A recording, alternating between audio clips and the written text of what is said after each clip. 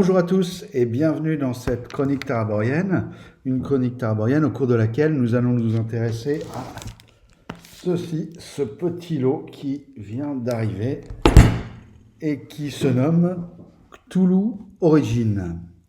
Alors, tout d'abord, pourquoi avoir acheté ce lot constitué de 3 livres plus l'écran? Il y avait encore quelques blocs de personnages, des dossiers de personnages que je n'ai pas pris. Bon, je peux vraiment le... Voilà.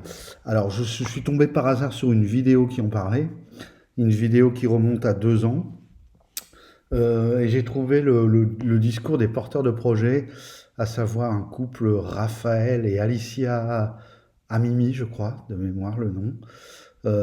J'ai bien aimé la façon dont ils en parlaient et ce qu'ils expliquaient du jeu. Voilà. Ensuite, il y a eu un petit peu plus de temps que prévu parce que je crois que malheureusement, ils ont eu des petits soucis de santé et le projet a été repris par quelqu'un qui avait déjà écrit des scénarios par Sami Mehdi, je crois, Sam Mehdi, quelque chose comme ça. Son nom m'échappe, je vais vous retrouver. Je vais retrouver le nom exact, c'est toujours intéressant de faire un petit peu de name dropping pour les auteurs. Donc il y avait Alicia Amimi, Raphaël Amimi, Mehdi Sami, Adrien Sora, Benjamin Hoth pour les auteurs. Alors, de quoi s'agit-il? Parce que vous allez me dire, bon, les itérations de l'appel de Cthulhu et des jeux sur Cthulhu en jeu de rôle, surtout depuis que les droits sur Lovecraft sont tombés, il y en a pléthore. Moi, jusqu'à maintenant, je suis plutôt satisfait par le basique, avec juste, et c'est là que ce jeu intervient, un bémol, où je trouve qu'en fait, le basique propose autre chose, et qu'on sort dans bien des cas de figure, dans de nombreux scénarios. On va vers ou campagne d'ailleurs, on va sur une orientation pulp, qui, moi, ne me paraît pas être... ce pourquoi le jeu était fait, pensé à l'origine. Hein. Je persiste à dire que certes les joueurs se font plaisir à faire du pulp avec l'appel de Cthulhu tel qu'on la connaît chez Chaosium ou chez Edge. Le système y tourne gentiment, rien de surprenant mais ça tourne. Mais c'est quand même pas un système très bon pour émuler du pulp. Et surtout, je pense que c'est pas le propos du jeu. Le propos du jeu, c'est l'ambiance, l'horreur Lovecraftienne. Et finalement, plus le jeu s'est développé dans le temps, puisqu'il a 30 ans maintenant, le jeu de l'appel, plus on est allé vers quelque chose de pulp. Pour vous donner une idée, je suis actuellement, certains le savent peut-être, ceux qui suivent les vidéos, en train de faire jouer la campagne des Masques de Nyarlathotep dans sa nouvelle réécriture, c'est-à-dire version 7 en américain. Et là, sur le dernier scénario, mes joueurs hésitaient à attaquer un entrepôt en le faisant sauter à la dynamite. Voilà, on en est là. Voilà ce qui est devenu l'appel de Cthulhu, qui, je le rappelle, au départ est un jeu d'ambiance sur un univers littéraire qui n'est pas là forcément pour émuler le pulp. Bon, ceci dit, encore une fois, ça fonctionne, les joueurs s'amusent. Alors, qu'est-ce qu'on a ici? Alors, la première chose à dire, on va regarder le premier livre. Il y a 2 livres de règles et un livre de scénario. Le livre du témoin. Voilà, et on peut remarquer tout de suite que là, il est écrit « Chronique oubliée ». En réalité, au niveau des règles, ce jeu part de Chronique oubliée contemporain Cthulhu et le twist encore un petit peu. Donc on va retrouver les caractéristiques, les trucs et machin, mais il change quelques petites choses. Voilà. J'aime bien ces changements, je vais y venir, les changements apportés par les règles sont intéressants, je trouve. Maintenant, il faut voir si en jeu ce que ça dit, mais en tout cas sur le papier, ça m'a beaucoup intéressé. J'aime un peu moins la volonté marquée par les auteurs de vouloir dire que c'est autrement. Alors vous voyez par exemple, ce ne sont plus des investigateurs, c'est des témoins.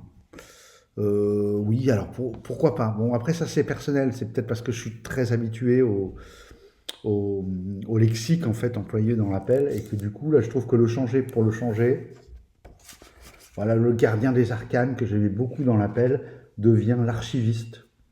Pourquoi? Pourquoi? Bah, je pense que c'est des histoires de dire si on met Gardien des Arcanes, on va pas assez on va pas assez se détacher du jeu. Et donc bon, cette volonté-là, bon, on va voir ce que ça dit, mais voilà. Alors, on va se retrouver avec une très belle maquette. Franchement, là, on est sur quelque chose. C'est un peu plus grand que. C'est pas du mini format, c'est pas du format MOOC. C'est pas très épais comme livre. Ça fait quoi? Ça fait 200 pages. Et on est sur une très belle maquette avec quelques illustrations, mais qui sont plutôt de qualité. Je ne sais pas si vous les voyez, là, il y a un contre-jour. Voilà. Et le livre démarre sur un scénario, en fait un scénario qui est divisé en 3 parties. La première étant un peu un livre dont vous êtes le héros, un scénario solo en fait. Je ne l'ai pas joué. J'ai commencé à le lire et puis après j'ai arrêté. J'ai dit il faut que je le joue, je ne veux pas me spoiler le truc. Voilà, ça fait une petite dizaine de pages. Et puis on bascule après dans bon, voilà, qu'est-ce que le jeu de rôle, les ingrédients du jeu, voilà, comment les accessoires, l'écran, le système de jeu. Bah, le système, on va retrouver les résolutions à base de D20, hein, puisque la différence c'est qu'on arrête le BRP, on est sur du chronique oublié. Voilà, avec un niveau de difficulté à battre, on tire un D20, on ajoute son bonus si on a des voix qui permettent d'avoir un bonus dans la situation. Imagine, j'invente, hein, voix de la bibliothèque, vous faites une recherche en bibliothèque, elle va peut-être vous donner au rang 1, plus 2 en jet de bibliothèque. Donc vous tirez un des 20, vous ajoutez la caractéristique correspondance, en l'occurrence intelligence. Vous avez entre 2, moins 2 et 5, je crois, dans les caractéristiques. Et avec ceci, vous devez battre, alors si c'est un jet de difficulté difficile, vous devez faire 20 en plus. Voilà, pour effectuer un test, jetez un des 20, ajoutez la valeur de la caractéristique concernée au résultat obtenu. Si vous bénéficiez d'un bonus accordé par l'un de vos rangs de voix ou une condition avantageuse, il vient augmenter. Évidemment, vous pouvez également devoir appliquer un malus dans le cas d'une situation fort peu avantageuse. Les bonus et les malus ne se cumulent pas. Si 2 voix différentes vous accordent chacune un bonus applicable à une situation donnée, vous devez choisir celui appliqué. Dans le cas des malus, seul le plus élevé s'applique. Une fois tous ces éléments pris en compte, vous devez comparer le résultat final à la défaculté. Si c'est supérieur ou égal, c'est une réussite. Voilà, vous avez des états préjudiciables que je trouve plutôt pas mal, qui peuvent peut-être un peu manquer à l'appel. Voilà, prendre son temps, les gens en opposition, etc. Un chapitre intéressant aussi avec les interactions sociales, c'est-à-dire en gros, socialement, on va sortir, parce qu'on n'a plus le fameux baratin, machin. Donc qu'est-ce qu'on a? On a persuasion. Le but du témoin est de convaincre son interlocuteur d'adopter son point de vue à l'aide d'arguments élaborés. Cette approche est la plus sophistiquée et demande du temps, mais elle présente l'intérêt d'être sans conséquence sur la relation qui lie les deux parties. Coercition, la menace, négociation ou séduction. Donc on retrouve séduction, persuasion, coercition, c'est pas une compétence, mais on peut le faire à l'appel. Négociation, ce serait plutôt, non, on n'a pas ça, on a plutôt baratin. Je cherchais le terme en français. Fast talk, baratin en anglais. Fast talk en anglais. Voilà. Et vous avez des échelles, il y a un système de points, c'est pas mal. C'est pas mal, j'attends de voir en partie. Ça renouvelle un peu le truc. Alors, après l'asphyxie, les poisons, enfin très, très, très classique. Vous avez ensuite voilà, les conditions défigurées, diminuées, dystopiques. L'échelle de santé. Alors, l'échelle de santé, je vais essayer de vous montrer sur la feuille de personnage. Voilà, parmi les nouveautés très intéressantes, alors les compétences, c'est agilité, constitution, force, persuasion, charisme, intelligence et volonté. De mémoire, il me semble que c'est les mêmes que Chronique oubliée, deuxième édition, la nouvelle édition. Voilà, et vous avez ce petit tableau en bas, là, l'échelle, alors je vais vous la lire. Les 4 premiers points de santé, après vous avez l'effet contusionné, ensuite de 6 à 9, rien, puis vous avez l'effet affaibli, de 11 à 14, rien, puis vous avez l'effet blessé, de 16 à 19, l'effet meurtri. Avec à chacun des effets, bien sûr, des malus, etc. L'idée est bonne. Alors ceci dit, il faut revenir un peu sur le propos du jeu tel qu'il a été posé par les auteurs d'origine. hein, puisque Mehdi Sami, il a repris, en fait, c'est principalement lui, il a repris après l'arrêt du couple Halimi. En fait, il disait justement que faisait un peu le même constat que je faisais, de dire qu'à l'appel, ça va trop dans le pulp et tout ça. Et soi-disant, ce jeu-là était plus pour se rentrer, un jeu mature, des thèmes matures, et plus dans l'ambiance, etc. Et c'est très bizarre, parce que là, par exemple, les personnages, ils ont l'air d'avoir beaucoup plus de résistance qu'à l'appel. Donc en faisant des personnages plus costauds, moi je pense que ça va plutôt orienter les joueurs vers de l'action. En se disant, bah là je peux prendre une balle à l'appel. Je rappelle que si vous n'avez pas de chance, vous prenez une balle, voilà, vous êtes off tout de suite. Pour peu que ce soit un empalement, ou même un simple 4d6, 24 points de vie avec un fusil de chasse, vous êtes off tout de suite. Là, vous avez 20 points. Bon, il faut voir. Alors ça, je pense pouvoir le tempérer. J'ai ma petite idée déjà là-dessus, de peut-être rajouter un système de localisation pompé sur le basique de RuneQuest. Hein. Voilà, le joueur tirera un petit D20 supplémentaire s'il a touché, et de dire par exemple si vous atteignez la tête, vous avez moins de chances d'atteindre la tête, mais au cas où vous l'atteignez, vous faites triple dégâts. De manière à ce qu'une balle dans la tête, je crois que les petits calibres c'est un des 6, je crois, bah vous faites, si vous faites 4, ça fait 12 points de dégâts. Déjà ça paraît, vous voyez, 12 points de dégâts, il est à peine affaibli, avec une balle dans la tête. Donc bon, il faudra que je teste, moi ça me semble trop, on part trop vers les super-héros là, ça me plaît pas, ça me paraît complètement dissonant avec la proposition des auteurs. Autre grande nouveauté, bon après c'est le système des voix, hein, vous avez des voix, etc. Je ne vais pas rentrer dans le détail ici, hein, c'est vraiment un avis général après j'ai lu les 2 livres de règles hier, dans la journée, et j'ai commencé ce matin, bon les scénarios, je vous en parlerai après, ça, voilà. L'échelle de conscience, alors là c'est pas mal, c'est que vous avez un jet de volonté à faire pour résister au trauma, hein, quand on sort du paradigme de la fameuse santé mentale. Et ce jet de santé, donc si vous perdez plus de 4 points, vous allez avoir enfin, si vous le ratez, vous avez une folie. Et quand vous perdez des points, vous passez, vous avez des stats pareil. Donc après 4 points, profane. Après le 9e point, initié, éveillé, illuminé. Donc même chose si vous suivez un parcours, il y a des voies qui le proposent, je pense que c'est plutôt des voies pour faire des PNJ. Si vous suivez un parcours où vous allez aller du côté du mythe, du mauvais côté de la force, on va dire, ben, vous allez devenir un sorcier, etc. Vous allez être éveillé, initié, éveillé, illuminé à la fin, où là vous êtes le grand cultiste, hein. Vous êtes voilà, Edward Gavigan, quoi.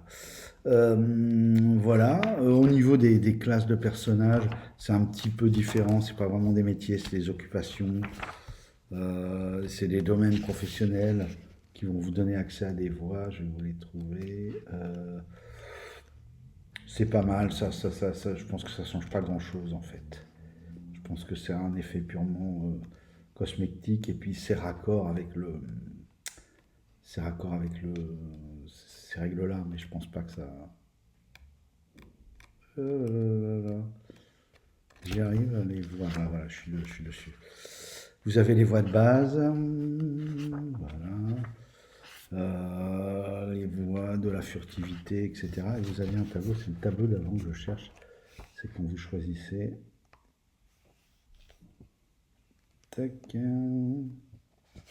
Voilà, quand vous choisissez votre destin, vous avez soit l'art, donc comédien, peintre, danseur, couturier, et les voies à choisir. Vous en avez 5 à chaque fois. Donc par exemple, si je prends le aventure, explorateur, chasseur de gros gibier, guide d'expédition, et les voies que vous avez à choisir: arme à distance ou arme de contact, ou combat à main nue, exploit physique, furtivité, sciences botaniques, sciences, donc c'est botanique, zoologie, histoire ou géographie, survie. Voilà, vous devez choisir 3 de ces voies, vous avez un nombre de points à répartir, etc., etc. Autre chose intéressante, me semble-t-il, il n'y a pas de niveau. En fait, c'est juste que vous gagnez un certain nombre de... Je crois que c'est 1 point d'expérience par séance, et avec ça, vous pouvez petit à petit progresser dans vos voies. Ils ont donné la possibilité de faire de la magie dans l'autre livre. Je vais venir après, donc on va passer, oui, effectivement, à l'autre livre. Donc voilà, donc là, il n'y a aucune... Ah si, j'ai une dernière chose à vous dire sur ce livre-là.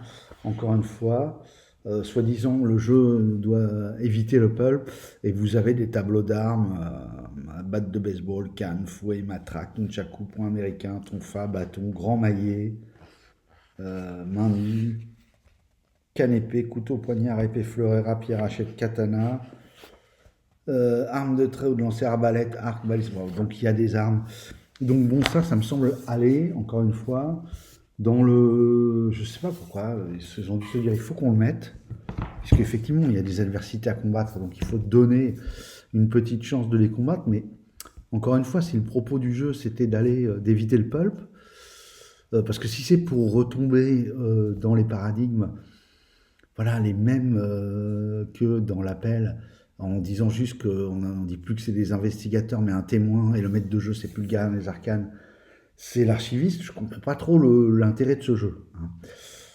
Alors, dans le livre de l'archiviste, on va un peu plus rentrer dans le... Ça, c'était aussi quelque chose qui m'avait semblé intéressant dans le discours des auteurs. Alors, sur un début de gamme, parce que là, c'est le premier crowdfunding qui est arrivé, sur un début de gamme, ça paraît difficile, c'est de petit à petit développer l'univers. Alors, c'est vrai que c'est très bien écrit, ça, je dois le concéder. Alors, est-ce que c'est parce que je sens qu'en fait, c'est réécrit même toute la cosmogonie, par des Français directs, et que ce n'est pas une traduction? Est-ce que c'est ça qui me donne l'impression que c'est un peu mieux écrit? Il n'y a pas de...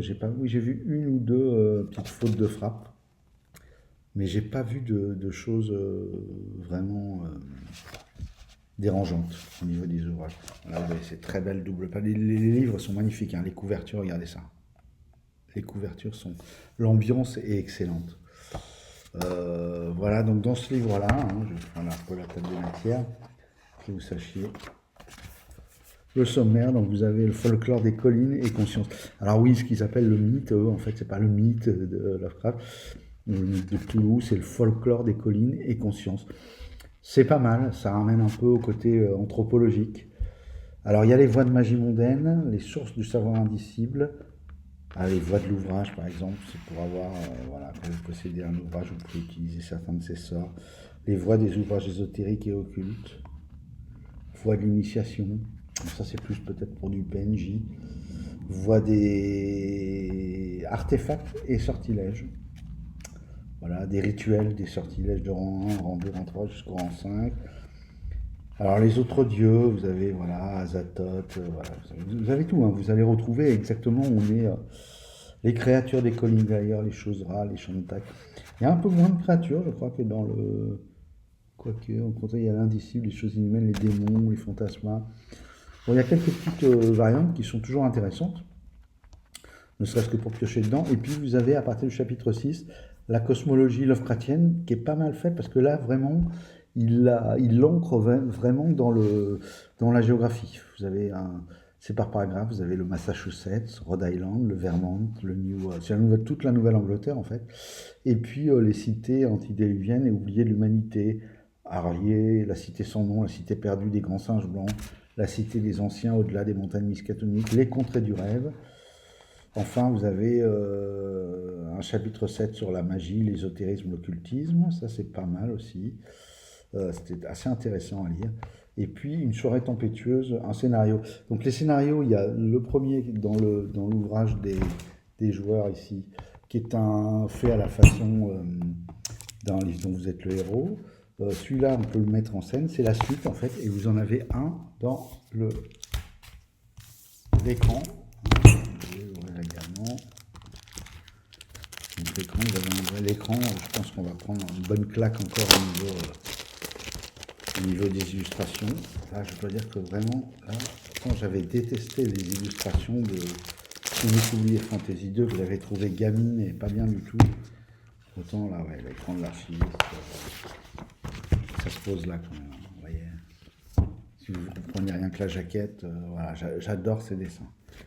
Dessin qui est repris sur l'écran.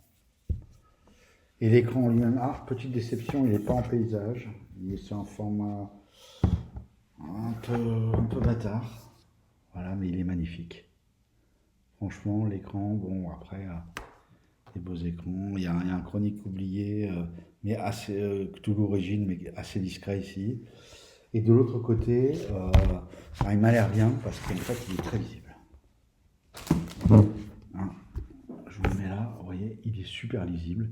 Et ça, vu mon grand âge, ça me fait plaisir.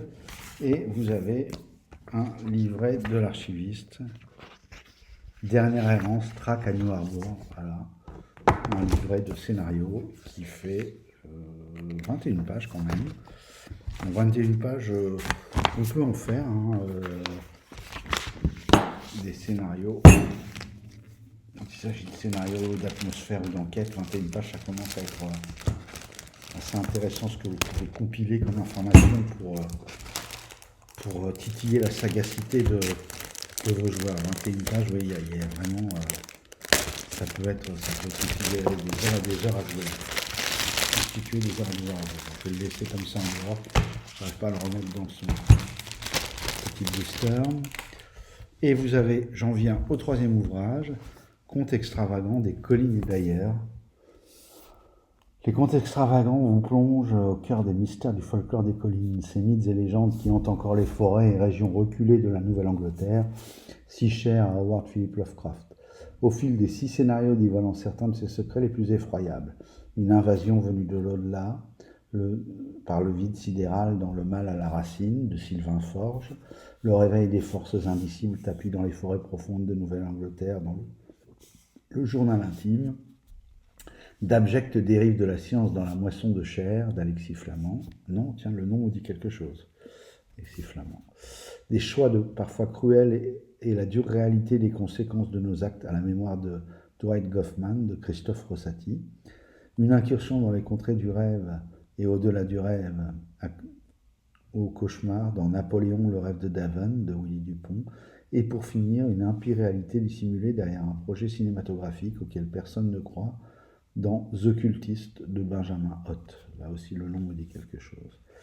Voilà le programme. Alors, j'ai commencé à lire la première et je dois dire que si je suis en attente, pour voir un peu ce que le jeu, sur le jeu lui-même, voir un petit peu ce que ça produit, je pense que je vais proposer rapidement une partie. Sur le premier scénario, je le trouve vraiment, vraiment pas mal. Et ça n'est que le premier. Et dans une vidéo que j'avais vue d'un unboxing, d'entre-jeux, je crois, le gars disait que le deuxième avait l'air très, très... Enfin, d'après lui, il était très bon. Bon, j'ai pas encore lu le deuxième, mais ça part très bien. Alors, ne serait-ce que pour le recueil d'ouvrages, je suis d'ores et déjà content de mon achat. Après, le reste, en jeu, je vous dis, je pense que je vais bidouiller pour localiser les coups. Voilà. Vous avez un système aussi quand vous faites un critique, échec critique et coup critique sur le 20 ou le 1 naturel. Et ça rajoute, pour les dégâts des armes, ça rajoute un certain nombre de points. Par exemple, je crois qu'une arme de poing moyenne, c'est-à-dire un 8 mm, ou un 9 mm, plus exactement, ça vous fait plus 5 aux dégâts. Donc vous avez un D8 plus 5, voilà. C'est comme ça que c'est géré. Voilà, écoutez, c'était la bonne nouvelle de la semaine de recevoir ce petit package qui est intéressant. Ça fait, il y en a beaucoup maintenant des jeux sur l'appel de Cthulhu.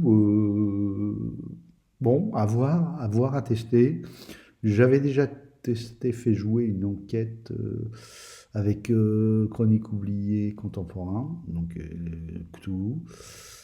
Et j'avais été plutôt satisfait par les mécaniques. Peut-être moins, là c'était les points de choc et les points de chance, j'avais trouvé ça un peu... J'avais trouvé ça moins immersif en fait.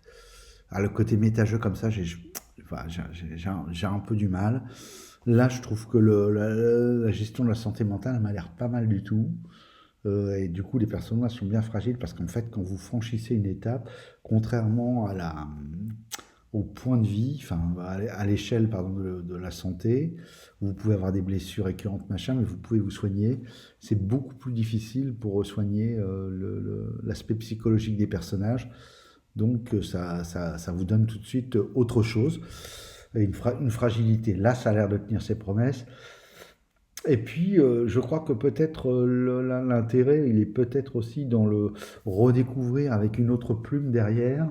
Je dois dire qu'en tant que moi j'aime bien écrire des scénarios, vous le savez, et je dois dire que ne serait-ce que pour ça, en termes de voilà, en termes d'évocation, en termes de ce que ça provoque, on se remet avec un autre œil, on voit les choses différemment. Intéressant, très intéressant. Voilà, je suis content. Je ferai un retour le jour où je vais avoir fait jouer une partie. J'espère pouvoir le faire rapidement pour tester tout ça. Voilà, sur ce, je vous dis au revoir, à bientôt. N'oubliez pas de liker, de partager et de vous abonner pour pouvoir disposer des prochaines vidéos que je mettrai en ligne. Au revoir.